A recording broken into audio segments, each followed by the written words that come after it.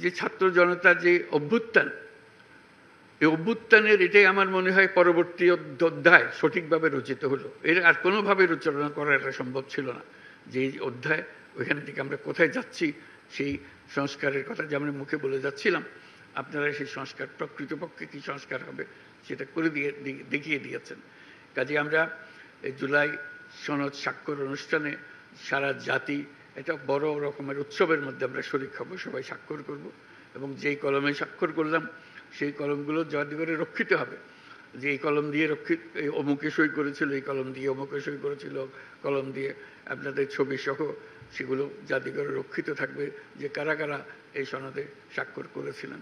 কারণ মানুষ ভুলতে পারবে না, ইতিহাস ভুলতে পারবে না আপনাদেরকে।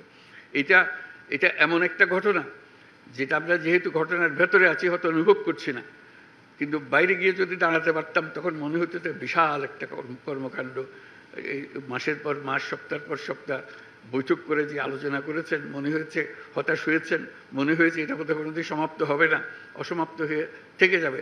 এটা অসমাপ্ত থেকে যায় নাই, আপনারা সমাপ্তিতে এনেছেন এবং সন্তোষজনকভাবে সমাপ্তিতে এনেছেন। এমন না যে রাগ করে সমাপ্তিতে এনেছেন, দৌড় দাও আমি কিছু জানি না, এরকম না। আপনারা ভেবে চিনতে আপনারা নিয়মকানুন বের করেছেন যাতে করে আমরা সবাই মিলে স্বাক্ষর করতে পারি।